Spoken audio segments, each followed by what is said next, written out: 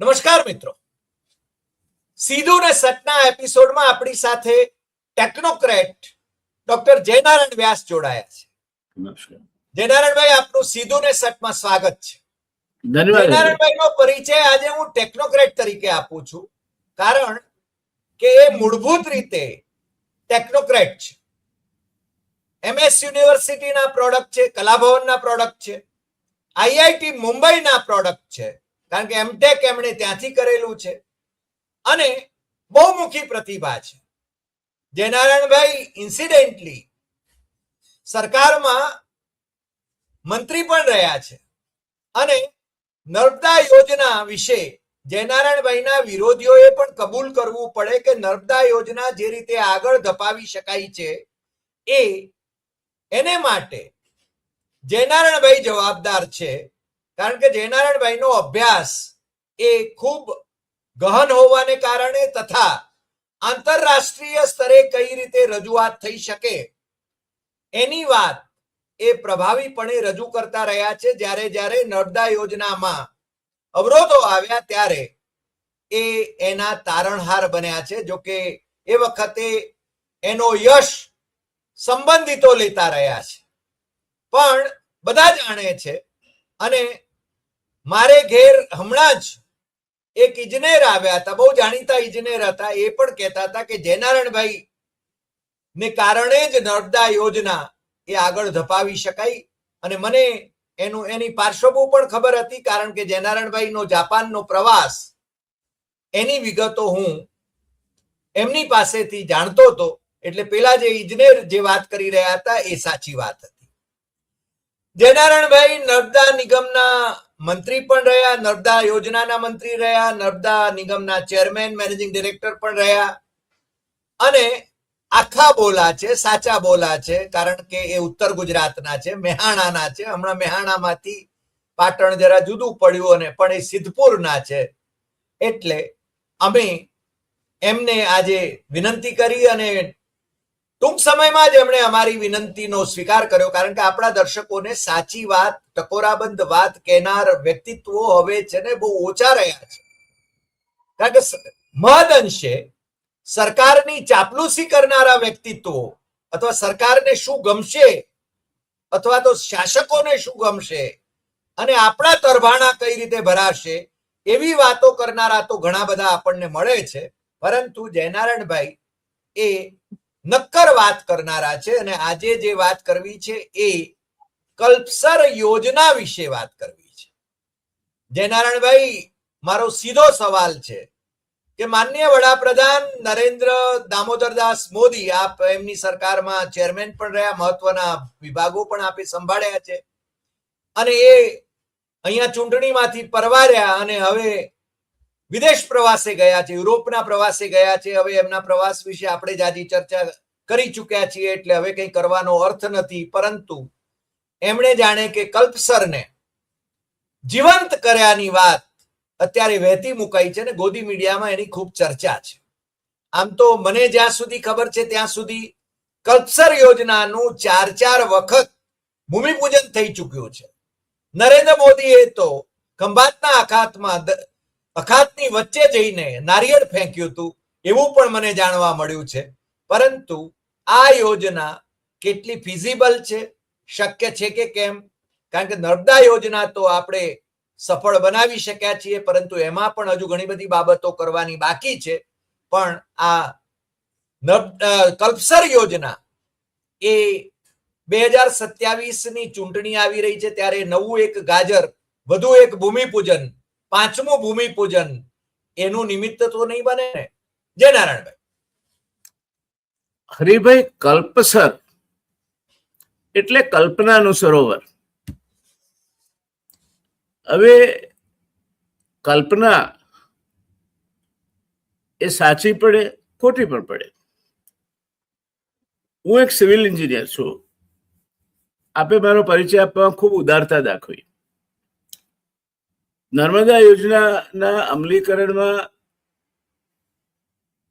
જે કંઈ થયું તે હું સિવિલ એન્જિનિયર અને IITમાં ભણ્યો તો માટે થયું એમ કહેવામાં મને જરાય શરમ નથી.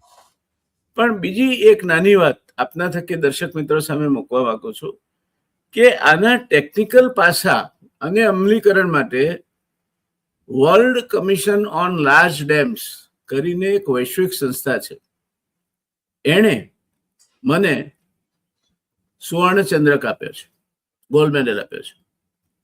એટલે એક ટેકનોક્રેટ તરીકે મારા મત પ્રમાણે મંત્રી બનવું સરળ છે, ગમે તે બની શકે. મુખ્યમંત્રી બનવું એ પણ સરળ છે, ગમે તે બની શકે. પણ આઈઆઈટીમાં ભણવું અને world commission on large dams પાસેથી contribution for creating large dams બાબતે ગોલ્ડ મેડલ મેળવો એટલું સામાન્ય બાબત નથી. જી કલ્પસરની વાત પર પાછા આવીએ તો કલ્પસર હું માનું છું કે સૌરાષ્ટ્રની પ્રજા સાથે પહેલા અને ગુજરાતની પ્રજા સાથે બીજા કરવામાં આવેલી મોટામાં મોટી છેતરપિંડી છે. આ પ્રોજેક્ટ એક કરતા વધારે કારણોસર અમલમાં મૂકી શકાય તે આડે અનેક અવરોધો છે.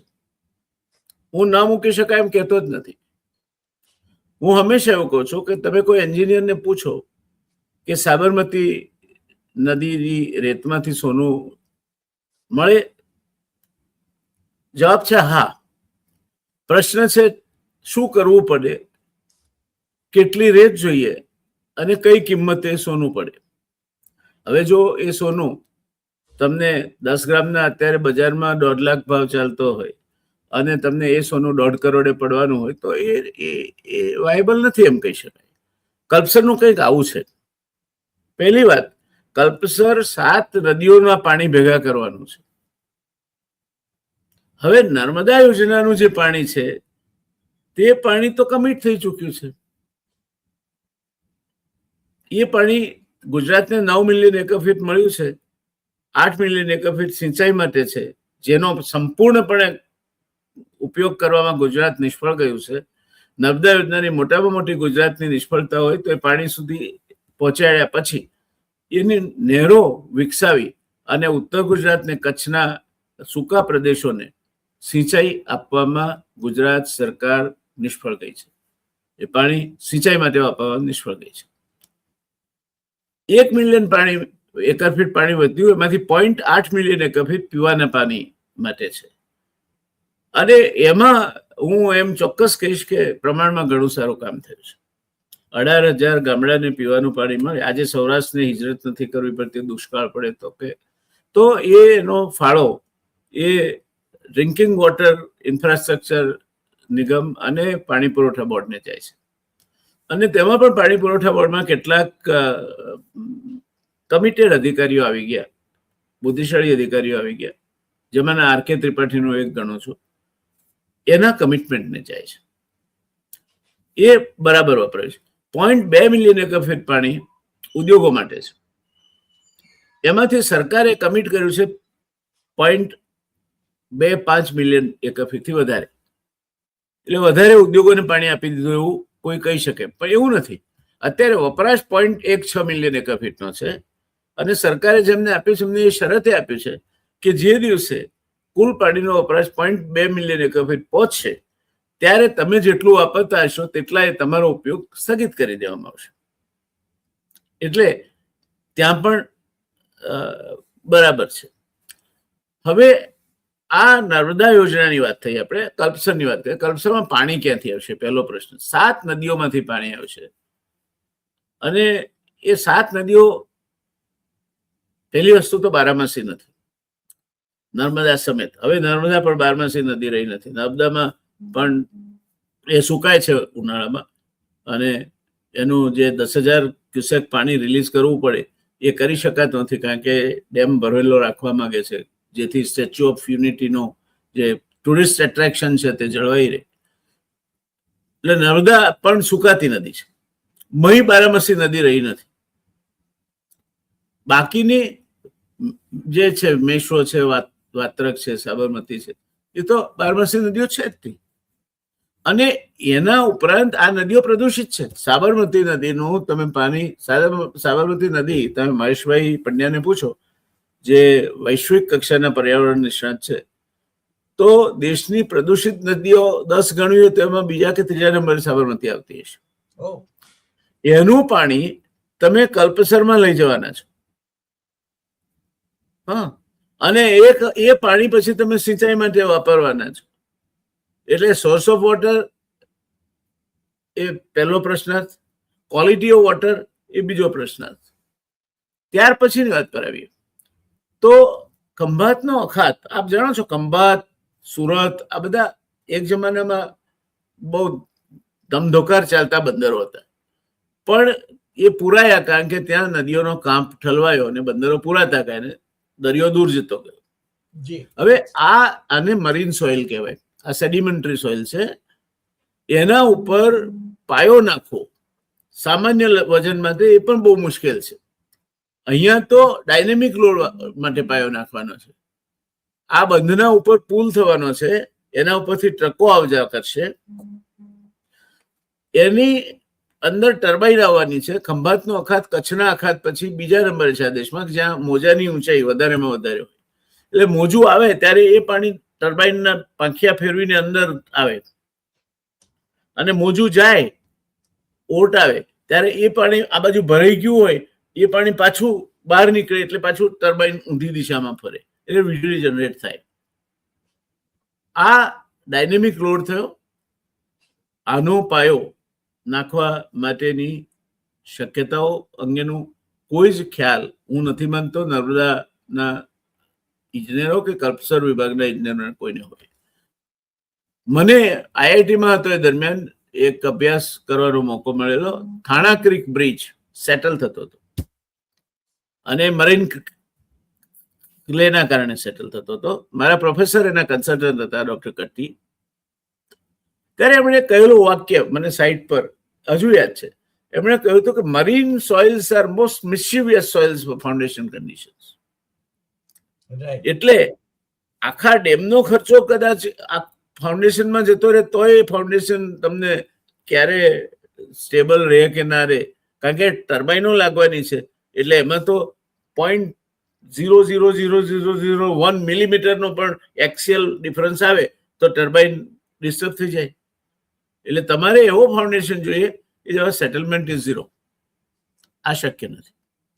અને શક્ય બનાવવું હોય તો જેટલો ડેમનો 55,000 કરોડમાં ડેમનો ખર્ચો ધારે છે, નર્મદા ડેમનો ખર્ચો પ્લાનિંગ કમિશને મંજૂર કરી જ્યારે યોજના ત્યારે 6,000 કરોડ હતો.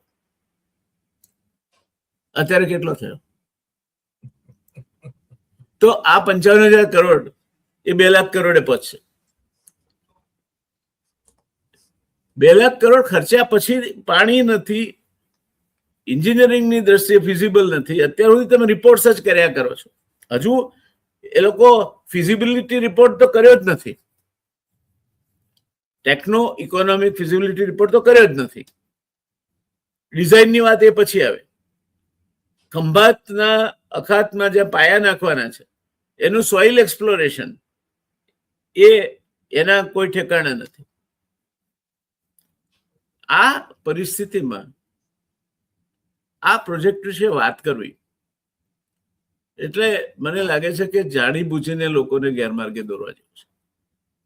અને મને હજુ યાદ આવે છે જયારે ડોક્ટર કાણેનો આ એક કાણે ક્યાંકથી હોધી લાવેલા પ્રોજેક્ટ તો પહેલાથી ચાલતો હતો. સ્કોરિંગનો રિપોર્ટ તો કાણીના અવતરણ પહેલા થયો હતો. પણ કાણે હસ્કોરિંગ, યસ, નોર્વેની કે સ્વીડનની કંપની છે, સોરી નોર્વેની કે ડેનમાર્કની કંપની છે. કારણેનું મૂળ કનેક્શન આરએસએસ સાથે, વિદ્યાર્થી પરિષદ સાથે. એટલે કારણે આ શોધી લાવીને એમણે રજૂ કર્યું. કેશુભાઈને શિરાની માફક ગળે ઉતરી ગયો. ત્યારે એ વખતે પણ એમના પ્રેઝન્ટેશન પછી મેં કહેલું કે આ વાયબલ નથી.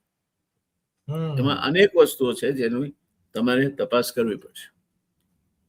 અને ત્યારે કેશુભાઈના મોં પર જે ભાવ આવેલા હજુ મને યાદ છે કે તમે શીરો ખાતા હો, તમારા આમ જલો કરે છે, જલામાં શીરો ને મગ હોય. એ સરસ મજાનો ચોખ્ખા ઘીનો લસલસતો શીરો ખાતા કાંકરી આવી જાય ને તો કેવો મોઢા પર ભાવ આવે.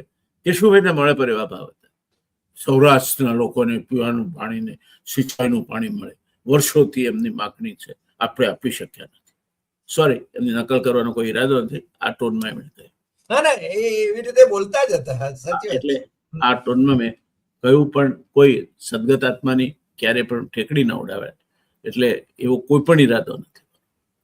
પણ કેશુભાઈ ભાવનાત્મક રીતે આની સાથે પરણી ગયા હતા કે આ કરીએ તો સૌરાષ્ટ્ર તરી જાય. એમની લાગણી સૌરાષ્ટ્ર માટેની, કેશુભાઈની લાગણી સૌરાષ્ટ્ર માટેની, એમાં કોઈ શંકા નહીં.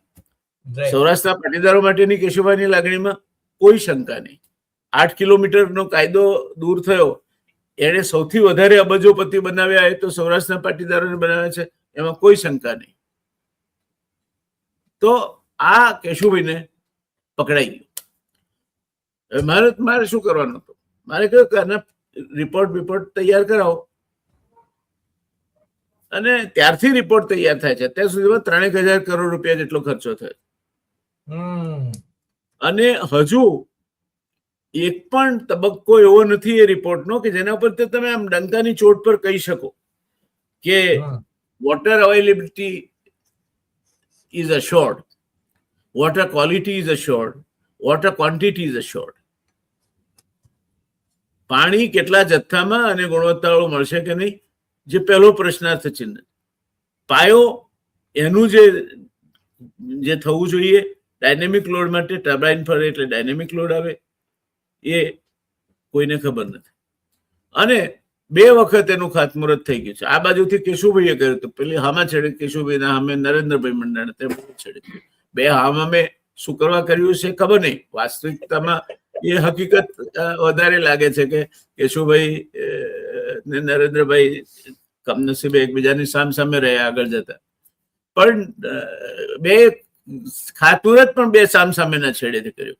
એટલે આ એક એવો પ્રોજેક્ટ છે જે મારા મત પ્રમાણે તટસ્થતાપૂર્વક આપણે જોઈએ તો 2026માં આપણે છીએ, 3000ની સાલ આવે ને ત્યાં સુધી પણ આ પ્રોજેક્ટ અમલમાં મૂકી શકાય એવો નથી.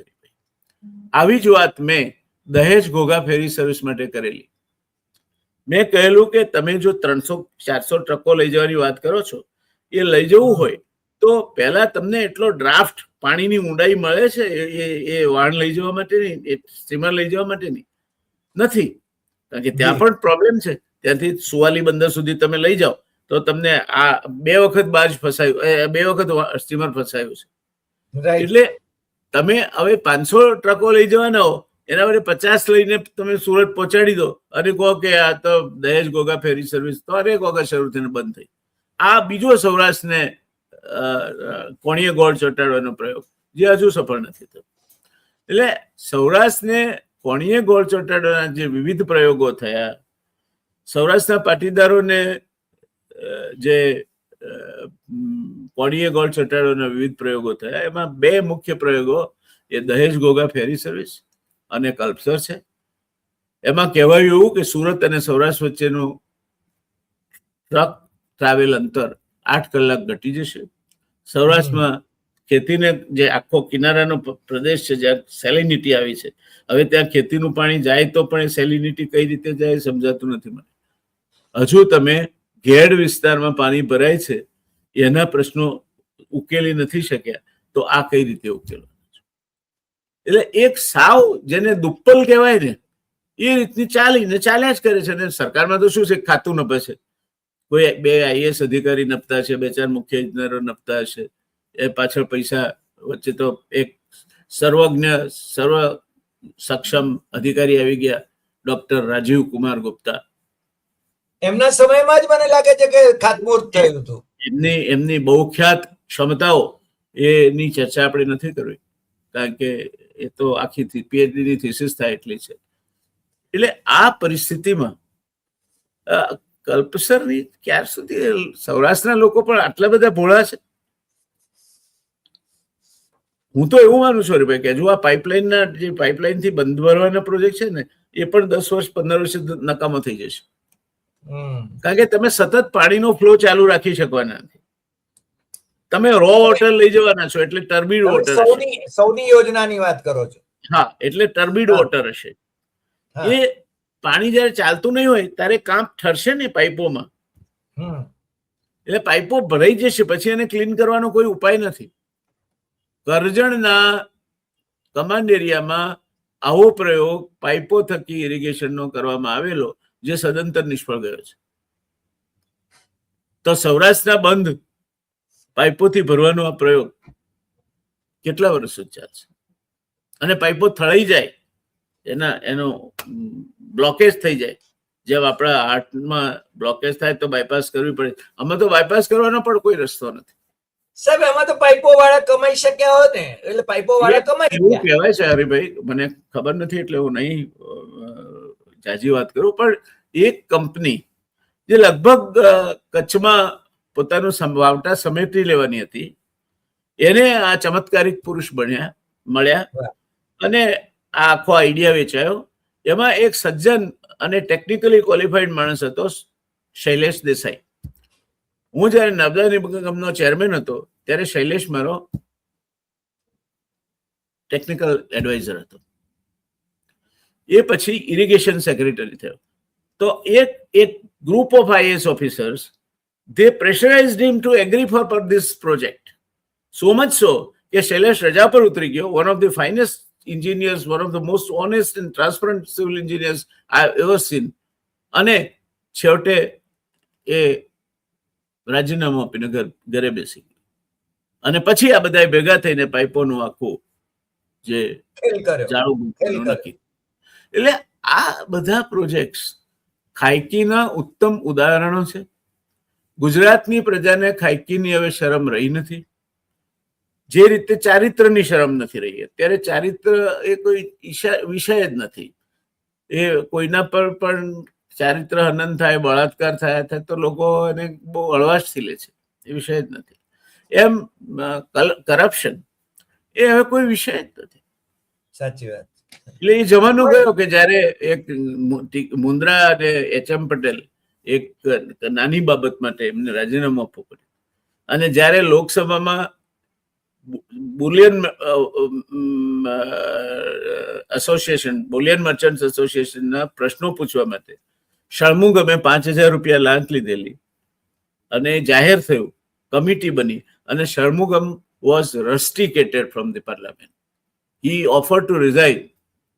Pandit Jawaharlal Nehru took a stand કે નહીં, એને આપણે સભ્ય તરીકે ગેરલાયક ઠેરો, રાજીનામું આપીને છટકી નહીં જવા દે. એટલે આ ધોરણો હતા. ત્યાંથી આજના ધોરણે આપણે આવ્યા છીએ. એટલે સમ ટોટલ એમ કહી શકાય કે કલ્પસર એ આપે શરૂઆતમાં જ જે કહ્યું કે સૌથી મોટી છેતરપિંડી સમાન. હું ચોક્કસ કહીશ. અને બહુ લાંબી ચાલી. સરકારે બે કામ કરવા જોઈએ. કાં તો દુનિયામાંથી એક 10 ટેકનિકલ એક્સપર્ટ નું જૂથ એમણે નક્કી નહીં કરવાનું. દાખલા તરીકે વર્લ્ડ કમિશન ઓન લાર્જ ડેમ્સમાંથી કે તમે અમારો એક પ્રતિનિધિ આપો. IIT મુંબઈમાંથી એક પ્રોફેસરને લે. પુરાણા જે લોકો વોટર મેનેજમેન્ટના નિષ્ણાતો છે એવા કોઈ માણસને લે. એવાને લઈને 10 માણસોની કમિટી બનાવો.